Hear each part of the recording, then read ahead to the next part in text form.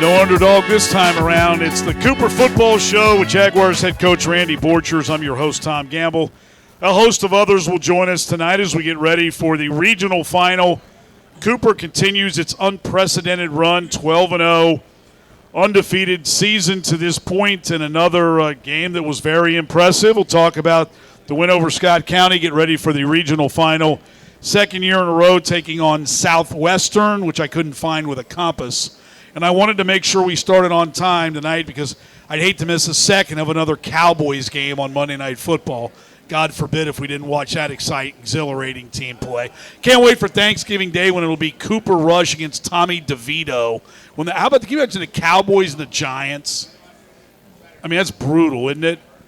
Good thing for Cooper football. Yeah, hopefully we're practicing that day. We don't have to worry about watching. See, that's what they say, right? Every high school player's dream is to practice on Thanksgiving Day. Now, let's go back to Friday night, Scott County.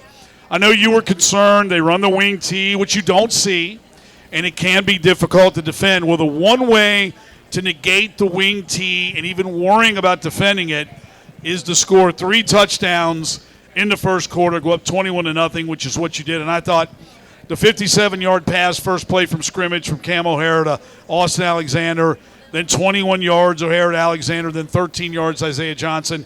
Taking control early. You left no doubt, and we'll talk about one of our guests tonight making the big play that really salted it away on defense. But how impressive was that start for you guys to kind of just – because obviously when you run the football like they do, the last thing people will say when you get behind 14 points is like being behind 28 or 35. So you took immediate control, which – had to be impressive after kind of not doing that the week prior against South Oldham.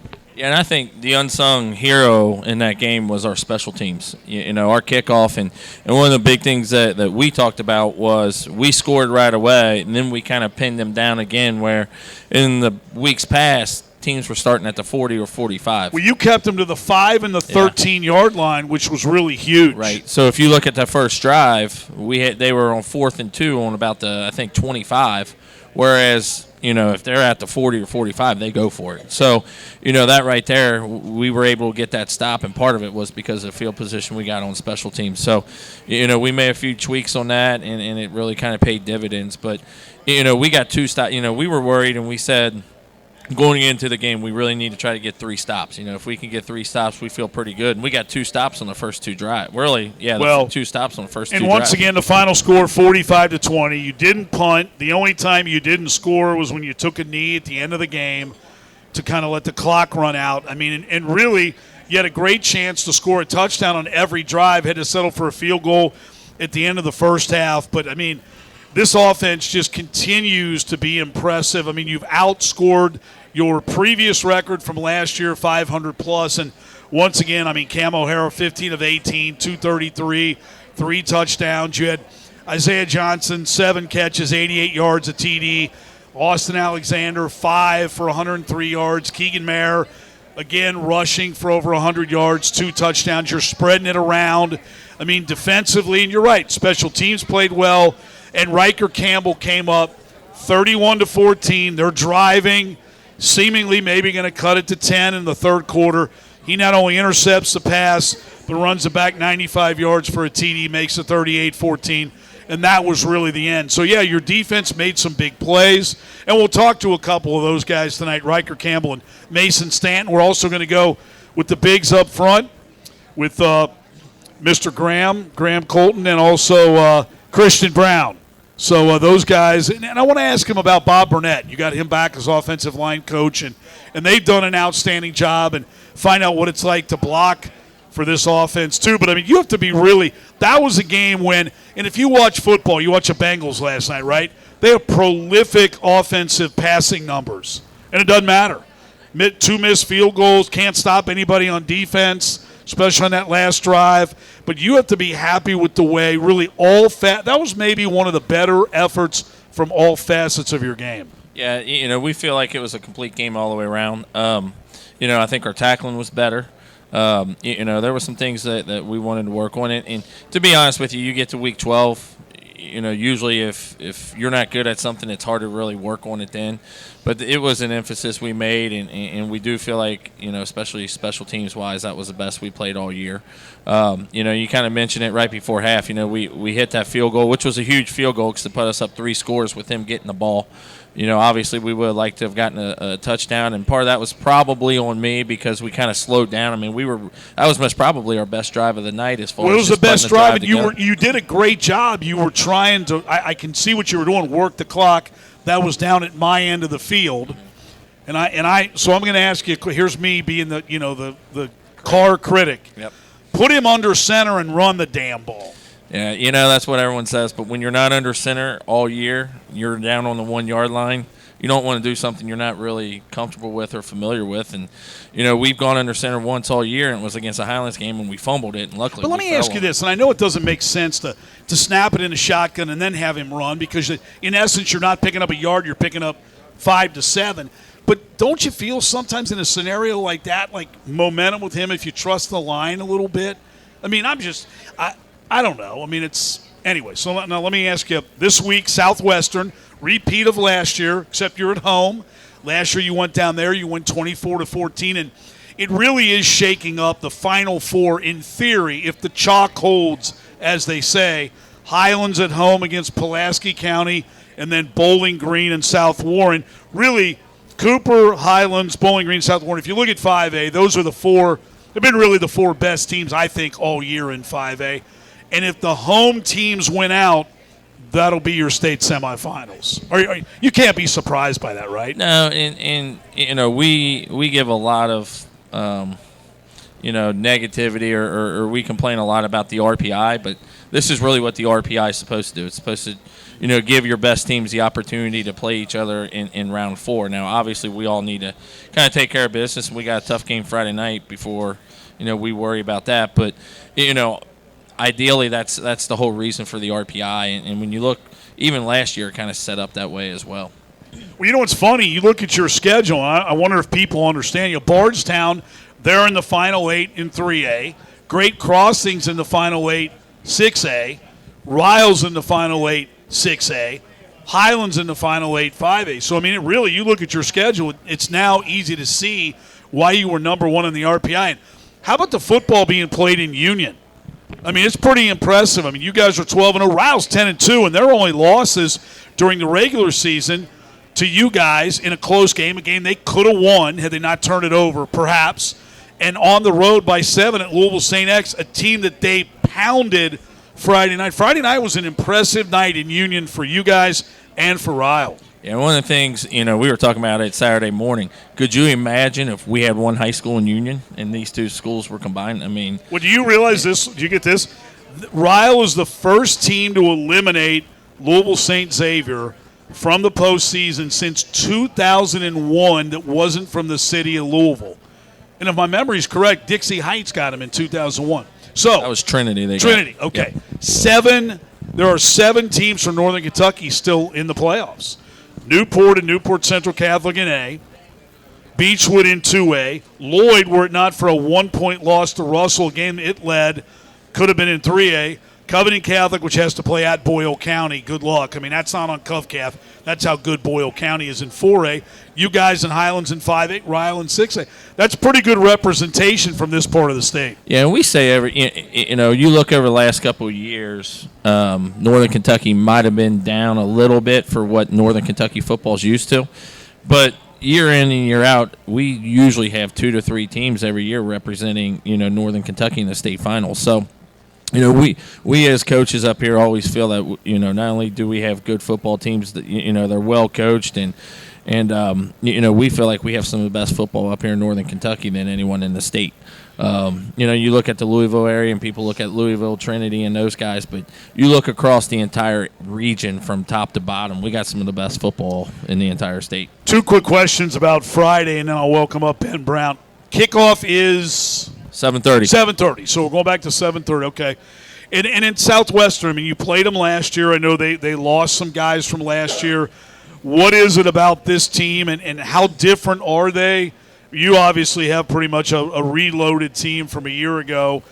What are your concerns about them going into Friday night? And I presume one has to be just a general look ahead to Highlands. Kids are human, man. They know that. I mean, they see waiting in the wings is Highlands, which you obviously played earlier in the year, beating the postseason last year. But first things first, Southwestern, what are the concerns and what do you have to do to continue what has been a very impressive run? Well, you look at last year, that was a very competitive game. We were down, I think, with 8 minutes left in the game.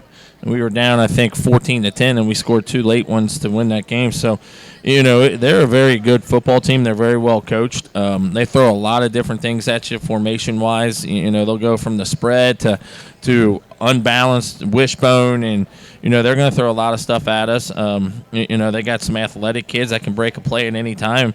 And they're, both years last year and even this year, they're very physical up front, and it will be one of the more physical football games we've played all year. One final question for this segment. You have to be impressed with the way your team has responded late in games. I mean, when you've been challenged, you really in the third and especially in the fourth quarter have really kind of come to life even when maybe earlier in the game, go back to Great Crossing, look at South Oldham, and even on Friday night, your team late has really come alive. What do you attribute that to, and how – is that something that you really can't coach that? That just kind of has happened. What's been the catalyst to make that occur each week? Well, I look at a couple things, and they kind of go hand in hand. One, we're very fortunate this year or the last couple of years to be able to platoon almost, full way. And when you're able to do that and you're playing teams that are playing, both sides of the ball, you're fresh come that fourth quarter. And then you throw on top of that, we're throwing bombs throughout the game. We're running teams sideline to sideline.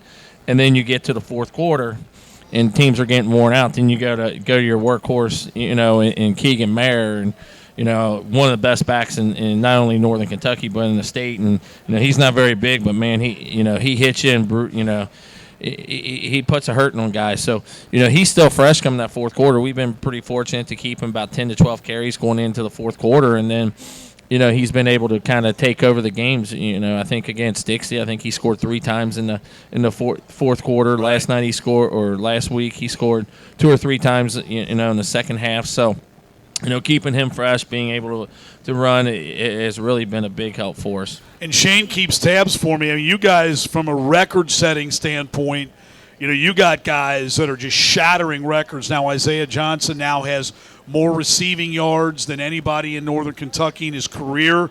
He passed Dante Hendricks, another guy there. He's continuing to climb up the career TD list. Cam O'Hara, by the time he's done with another year, he's going to own every passing record in Northern Kentucky. He's got 109 career TDs. His numbers are staggering, 41 touchdowns and 2 interceptions. Ryker Campbell, that interception tied him with Aaron Morgan, second to only Dante Hendricks. He's got 10 career interceptions. Hendricks had 14. O'Hara just continues the number of 100-plus yard passer. How many games in a row with a TD pass? He's now number 7 in the state at 29 straight. When you get done with the year and sit back and look at somebody, and Keegan Mayer, he's going to surpass Isaiah Johnson next year and be Cooper's and the Northern Kentucky's all-time leading scorer, because he's not that far off right now. So it's pretty impressive. When you have your own guys breaking records of guys in your program and guys on the current team, that speaks volumes about what a year this team is putting together. And the crazy thing about it is I don't really like to throw the ball. So to see these records with someone that is stubborn and wants to run the ball, it's kind of funny, I think. Well, I'll tell you right now, if you didn't throw the ball this year, you'd be an idiot. I wouldn't have a job. You would be Mike McCarthy right now. Yeah. You would be. I'm just telling you. Yeah. Or in Cincinnati, you might be Zach Taylor. Right, wrong, or indifferent. I'm just saying, right? Anyway. Yeah, when we had Billy Prickett, we ran the ball a lot. Well, the circumstances. We're not saying why. Circumstances but, call for a ground game. We ran the ball quite a bit when we had Billy. So. Well, you and I'm not Billy, but I've seen a couple past quarterbacks you needed to run the ball. Yeah, Billy was playing quarterback this past week because of the wing tee. Throws an interception. I had PTSD because it reminded me of 2014 all over again.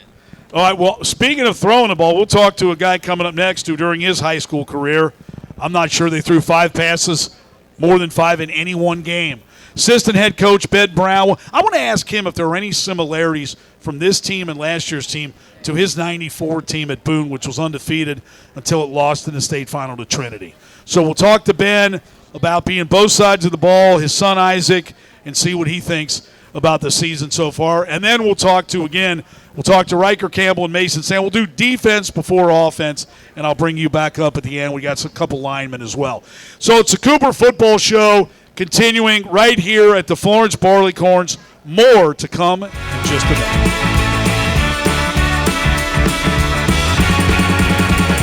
All right, welcome back to the Florence Barleycorns for tonight's Cooper football show. Jaguars 45-20 winners over Scott County, second year in a row. Southwestern awaits next in the regional final.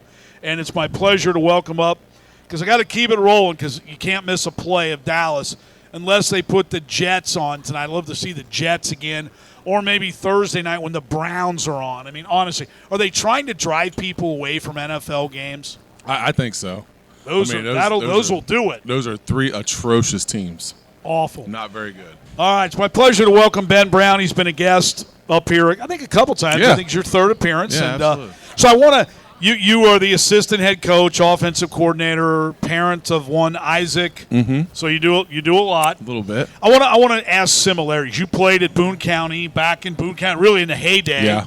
In 94, when you guys made it to the state final and played Louisville Trinity, which I think was a kind of a shoe-in every year. Yeah. Who was going to play Trinity. Yeah. What similarities, if any, are there, do you see between last year's Cooper team and this year's Cooper team and that team? Are there any that you can kind of recall? Honestly, the biggest thing is the camaraderie. Like, all these guys kind of get together and love each other, and they're really rooting for each other. And that was the biggest thing there, was that, on that 94 team, I mean, of course, we all know who the star was, but, we all kind of bought into this is what we are, this is who we are, this is our identity, and we all kind of bought into that. And I think our kids are similar in that way. Like, we know what we are, we know who we are, and we go from there and we build from there, and our kids kind of rally around that. It's kind of funny you hear there's a lot of people that believe in the team chemistry or camaraderie, and some don't. Mm-hmm. But I think at the high school level, especially when you have a prolific offense, and you have a lot of guys who could be, you see it all the time at the other levels. In the Absolutely. NFL, Joe's not getting his touches, and you really can see that be divisive at the high school level. I've been around enough this year to see the games where this team doesn't have any of that seemingly, correct? Oh, absolutely. So how is that? How have you managed to keep that type of climate, especially on the offensive side of the ball? Honestly, it's the kids do an amazing job of realizing what the ultimate goal is. So the ultimate goal is to play in that state final, win a state championship. So no matter who's getting the ball, who's going where, who's doing what, the ultimate goal is to win that last game. So, it all starts at the top. Coach Borchers does a great job of having one goal, one mission, one idea, one focus, and the kids buy into that. So when the kids buy into that, it doesn't matter who gets the glory, who's running, who's scoring touchdowns, who's doing what. As long as we got more points than the other team at the end of the day, that's all that matters. What's it been like for you being involved with both sides of the ball? Mm-hmm. Not only that, but you've been you played at a high level. You've now coached. You've been able to coach your son. Mm-hmm. When you look and think about your career, player and coach, is there any aspect of it that means more to you and has been the most enjoyable than anything else? Coaching my kid is pretty cool. I mean, it's seeing where he's came from to where he is now. That part is really cool and really special. Because when this all started, we thought he was going to be a basketball player. So we were like, he'll play basketball, blah, blah, blah. But, watching him grow and develop in a program that was similar to one that I was able to grow up in is pretty cool. People may not realize this, but Boone County was a really cool place to be back when I went to school there. So, now he's got that same opportunity. He's got good leadership at the top. He's got kids around him that want to win and have one common goal. And that was what made Boone County special. Like, the great Owen Houck was a leader of men, and he just All he wanted to do is make sure that we were ready to play each and every week. And our kids have that now. So, I mean, it's the same thing. What you mentioned about Isaac being more of a basketball guy, what turned him from basketball to football? Was there a defining moment? What did he just, I'm going to give this a shot kind of deal, and then he came out and thought, no, I'm pretty good at this? Yeah, honestly, he was it was going from his sophomore to junior year. He realized that if he really kind of bought into something, like it would work out. And he had success his junior year and realized that, man, they don't build 6'3" corners every day. So he was like, man, I'm really going to work on footwork and timing and all these different things and just try to get myself better. And that's kind of how it went. So we went into this past summer and we're going on visits and doing some different things like that. And, he started to get offers and exposure and started to make all-star teams and things like that. And he was like, man, I could make something out of this. So it wasn't really one particular moment, but it was just a culmination of different things. Ask you about where you are, 12-0, undefeated. I mean, it's the first time ever without a loss.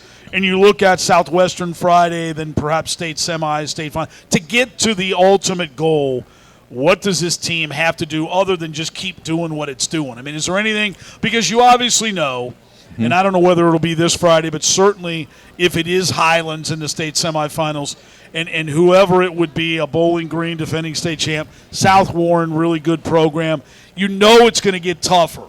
You know that the press coverage and the different things you're going to looks on defense you're going to see, it's not going to be as easy as it seems to be. Yeah. What does this team have to do to stay one step ahead, if you will? Honestly, our kids come in every week with one focus and one goal, and that's keeping their eye on the one opponent that's ahead of them now. So once Scott County, Coach Borchers says, look, you got 24 hours to celebrate it. We celebrate it, now we're on to the next. So we don't look ahead. We don't try to plan. We go opponent by opponent. And this week it's Southwestern. We were going over their game plan today. We watched film. And it's really, honestly, the buy-in of one team at a time, one game at a time, one play at a time. And those kids kind of buy into that. All right, well, it's hopefully you'll be back up again because that means we're here and you keep winning. So Absolutely. Now it's time to talk to a couple of those guys. We'll talk to Ryker, Campbell, and Mason Stanton. I know Mason's not feeling the best, got a little bit of a sinus infection, so we'll get him in and out of here. Two dudes. Those dudes. Those guys are dudes. Ryker had the big interception return Friday night. Mason had the big interception to seal it last year against Highland. So we'll talk to those two guys. But, Ben, it's always a pleasure chatting with you, and I hope to talk to you again. Sounds good.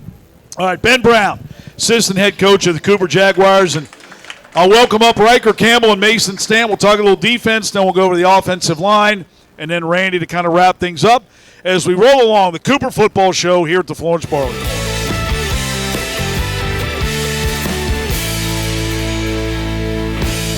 All right, welcome back to Florence Barleycorns for another edition of the COOOPER Football Show, and it's my pleasure to welcome up a couple members of the COOOPER defense. Mason Stanton, Ryker Campbell. Gentlemen, good evening. How we doing tonight? So good. I know you're not feeling the best, right? Got a little sickness going on right now, but we're all right. Sinus, is that just kind of the weather? And don't worry, you'll be cured on Thursday when it snows. Right. It'll be great, right? The weather doesn't help, but 70 to snow, we'll be all right? So, Ryker, I'll start with you on Friday night. Obviously, key interception, big return. I mean, you're a return guy anyway. Was it one when you picked it off? Did you think instantaneous? I mean, you're obviously at the 5-yard line, so you got a ways to go. Was there a part in the return where you thought, okay, this one can go all the way? At first I thought, going around, I had no clue who was around me. I thought I was about to get cracked by somebody, but once we got around the 50 and I saw Austin and everybody just looking around, I figured there was nobody around anywhere. Mason, talk about the wing tee, and obviously different, something you guys don't see every week. Talk about the preparation for that, and you guys did a pretty good job. I mean, I know they got you a couple times in the past, which you're not expecting. You had a double-digit lead, but how difficult was it to prepare for an offense like that they run to perfection and you guys don't see very often? Normally I would say it would be pretty difficult for almost any other team, but our coaches this week, and they put a great game plan together, and our scout team offense they truly helped us a lot this week. Like they went really hard in practice. They did exactly what they were supposed to do, and that prepared us extremely well for the game. And it was it got us really ready. Now you guys have to know week in, week out, it gets more difficult, right? I mean, but what can you, Ryker, take me back to last year. You win a game at Highlands. You know, you held Bowling Green. I mean, 28 doesn't seem, but they have a prolific offense, and really they were set up by some offensive miscues in the state final. How much improved do you feel like going into the last 3 weeks? Conceivably, this defense is, thinking back to last year. What did you learn from last year that you think could put to good use now? I definitely feel like this year we're a lot more experienced because we've been here before, but last year we just had a couple different guys that played different parts. But this year I just definitely feel like that we've been here before and we know what we're doing. We know what we have to get done, and it's just like going to work every day and just making sure we do our job.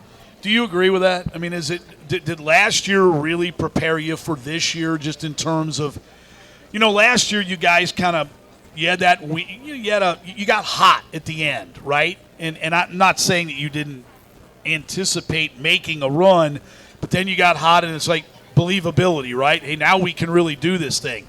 Whereas this year, from day one, you guys haven't lost a game. So how much better prepared mentally do you think you'll be going into Friday night, and should you get beyond Friday night, looking at the next week? Just the experience of taking that long run last year all the way to the state championship and all the great teams we played, it not only helped us, it gave us a big confidence boost. And I think that's what's been most important this year is we've gone out there and we felt like, hey, we're going to come out here, we're going to play hard, we're going to shut you down, we're going to win this game. And I think that's what helped us the most this year. Who's been, honestly, from a defensive standpoint, who's been the toughest team for you guys this year to stop? Has there been one? I mean, I know Ryle obviously is having a heck of a year, but, I mean, you got great crossing, put up some decent points. But is there one that for you personally you felt like was really prepared you guys and was the most difficult to defend? Honestly, for me, it was probably the Connor game when you got the quarterback, Wyatt Hatfield's super elusive, and they got really big blockers out there, really physical, and I struggled that game a little bit. I didn't do too bad, but definitely the QB scrambling put a lot of pressure on me, and it was pretty tough that game. What about for you? Was there one that you felt like was the most difficult for you, just you personally, to defend? Probably great crossing because they were just like they could do a little bit of everything. Like their running backs ran pretty hard and they could pass the ball pretty good. Their quarterback was really good and they had a couple good wide receivers. I'll ask this question of both of you. Obviously, Austin Alexander being back, he was out. And he's playing. He's played the last couple weeks. Has really played well, both sides of the ball. But on defense, how nice is it when you got a guy on the edge who can put pressure and just do the things that he can do on defense? How helpful is that? It just helps to know that you have a guy over there. You don't have to be worrying about any plays breaking out. Like you have a solid guy over there who's going to do his job and shut people down. He's going to get in the backfield. He's going to cause pressures and he's going to do his thing. So it helps a lot to know you have someone like that on the team that's really super beneficial. Is there somebody on defense you don't hear about a lot, but what you guys every day in practice and see him in the games, kind of like an unsung hero of the defense? Is there somebody who maybe doesn't hear his name? You don't hear the PA guy a lot with his name, but is there somebody like that on your defense? I feel like AP, our other safety, like he's just on his other side doing his own thing. But like this week he led the team in tackles, and I just feel like he doesn't get talked about a bunch. But he's over there like guarding whoever he needs to and just doing his thing over there. So, yeah, I feel like Austin, our other safety. Final question for both of you. Same question. You watched Southwestern on film today. Defensively, what do they pose for you guys, and what does the Jaguar defense have to do to stop them on Friday night? Really, we just have to be physical. Up front, linebackers-wise, we have to fill. Everybody has a job they have to do. But I think it's just going to come down to the physicality of the game, who's going to be more physical, who's going to come up and make plays, and that's all there is to it. Do you ever, when you look at the offense, you score 45 points, yet they only run 38 plays? I mean, it sounds crazy. You don't exactly have a ball control offense. You got a high-powered, quick-score offense, which means you guys are on the field more than, in some cases, you probably like to be. You okay with that? Yeah. Like literally the first play we get out of kickoff return, and then Austin goes I don't know how many yards it 50. was. It was a 57-yard pass. 57. We're just over here laughing on the side. Like here we go already. Yeah, right. We gotta already scored. Got to go back on defense already. But you'll take that though, Yeah. right? I mean, you'll take a 7-0 lead. Yeah, of course we'll take it any day. All right. Well, I hope you feel better. Hang in there. Congrats on the tie-in, Aaron Morgan, 10 interceptions career. Thank It's you. impressive. Both of you guys have had outstanding careers, and keep it up. 3 more. Right? 12 down, 3 to go. Yep. All right. Mason, Stanton, Ryker, Campbell. Appreciate you guys tonight, and go get some rest.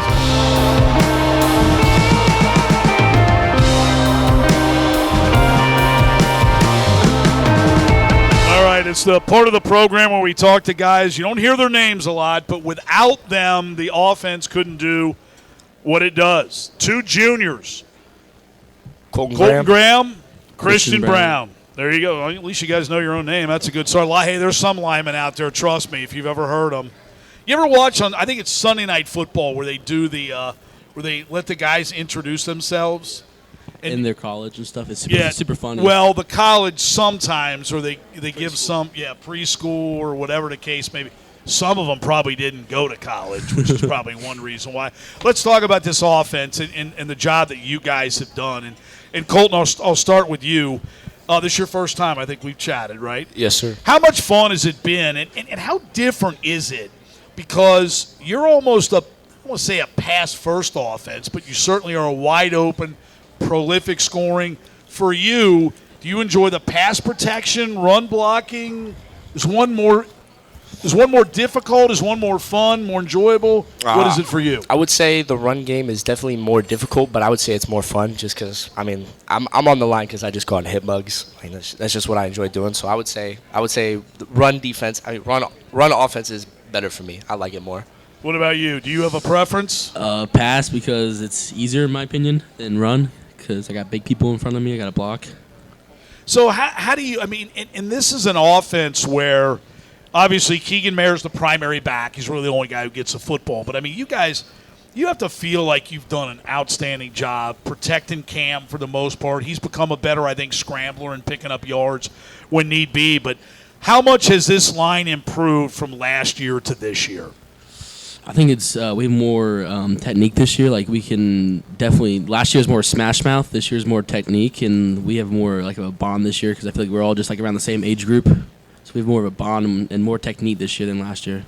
And I'll ask you as a player yourself, how much better are you this year than last year, and what's been the difference for you? I'm at a totally different position than I was last year, but I would say it's more the mentality. I feel like I've got a better mentality than I did last year. Last year was like just give me my position, but this year I've had to work for it, I would say. Well, let me ask you about the offensive line coach. Coach Bob. The esteemed Bob Burnett, and who's a little bit different. He's been around, I'm sure you guys know, forever. Like Stone Age. He was a head football coach, Ancient athletic director, but the guy knows the game. He's obviously – how much of a factor has he been for you guys in terms of kind of melding the line together? And you guys have played, I think, outstanding this year. How much of that do you put on Bob's teaching? A decent amount of it is Coach Bob just coaching us up, like the technique and stuff. And Coach Bob, I love the dude, and he's one of my favorite coaches. And I just think he's a great coach, and I love how he just helps bring us all together. What about you? What type of an impact has he had for you and just for the line in general? I would say he brings a lot of hard work. He makes me do things I didn't know that I could actually do at my weight. He brings technique, which is something I really need. So I think all around he makes us better people as well. Just that guy you can look up to. Well, now we're going to talk about something I know apparently both of you like. You both like to eat, right? Yes, sir. Now you tell me you can out-eat him? I can most definitely out-eat On him. most days he can, yeah. Most days Really? he can. Yeah. Most days he can. You should feel bad about that, right? That's is all right. that right? He's only lucky he's got a fast metabolism. So what's your if you're going to eat and eat a lot, what do you eat a lot of? I'm a sweets guy, so I'm gonna go candy. I can pound some candy. Because it's so good for you too, right? Yes, I know. Now it is funny though. You mentioned candy, and I know Marshawn Lynch, who was a talented running back for the Seahawks. You could see him literally during the game eating Skittles, and I think it's what DK Metcalf for the Seahawks, that's like all he eats. Yep. So did either of those guys influence you? And when you say candy, give me an idea during the course of a normal day, what do you consume? I would be more like a DK, I would say. I'm definitely a Skittles guy. I mean, I'll go through a bag of Skittles in about 2 days. I mean, like one of them big ones you Now, can get do you eat anything during the game? No, not really. I don't really drink water either, no. Okay, so you do all the things you're really not used, so you're doing nothing. You don't hydrate during the game? Not really, no. I'm too preoccupied. Preoccupied with what? Hitting people. I don't know, man. Okay. Well, you're a definitive offensive lineman. He's not the we've brightest. established He's that, not right? the brightest. All right, so now do you eat during the game? Yeah, I eat like just energy chews, like. Okay, but just sugar. stuff that you're Yeah. in essence you're supposed to. Yeah, like. So now if you're going to really eat, what do you eat? Before the game or? Well, I don't care. Just anytime. Anytime. Chicken. I love chicken. I love steak. Chipotle. Chipotle. Oh my goodness, some Chipotle. So, but time, you're dude. more of a meat, so you're not. Yeah, I'm more of what a about meat guy. Are you candy or no? I don't really like candy that much. Every time he So comes to my house. So you like candy, but yet he can out-eat you, you think? He always out-eat me, bro. I don't know how it is. He just can't stop. So when do you give me an instance of when you guys eat something together and what he out-eats you with? Texas Roadhouse. Probably 12,000 calories worth of rolls he ate. Oh, man. I put a pound in on Texas, man. So just the roll. I bet they love you. Oh, it made me just sick. Keep eating basket after basket of rolls. I bet that's a. Oh, it made me sick. That's good. All right, so let's talk. Let's get back to football. I can see that this is now. Got to get back on the rails here. So let's talk about Friday night and what remains ahead. You know, do you talk about it as players? I mean, I know you and you guys have. It's been established by Coach Borchers and others that you guys have taken it one at a time, but you got to know now you're close, right? I mean, you've 12 in a row, undefeated, three to go. What's it going to take to do the ultimate, which is win the next 3? Teamwork and people got to step up like scout team. We got to lock in on scout team. We got to really focus in. We can't mess up anymore. No mental mistakes, no technique mistakes. Just we got to lock in. How different does it feel at this point now than it did a year ago? I mean, in what way is it different? We know now that we can actually do it. Like last year, honestly, I didn't think we were going to make it as far as we did, and we did. And so now this year, I know that we can make it, and we'll just put in the work and get there. All right. Guys, you guys are having a heck of a year. Appreciate the time, as always. I don't want to cut into any. I figure you need. Now, will you eat? You eat more tonight? Will you eat candy tonight? Probably. When you get home? Is that? Most definitely. Okay. All right. What about you? I just had my dinner, some quesadillas. Okay. All right, That's there you go. it, yeah. All right, so I'd feel, you know what, if I were Keegan Mayer or some of the other guys or Campbell, I'd feel pretty good having these guys protect me. So, guys, congratulations. It's been an outstanding year so far, and I want to see you guys again in 3 weeks. Right? All right. Colton Graham, Christian Brown, 2 members of the Jaguars offensive line doing a great job this year. And welcome Randy Borchers back. Final thoughts on Friday night's game when the Cooper Football Show continues right here at the Florence Barleycorn. Thank you.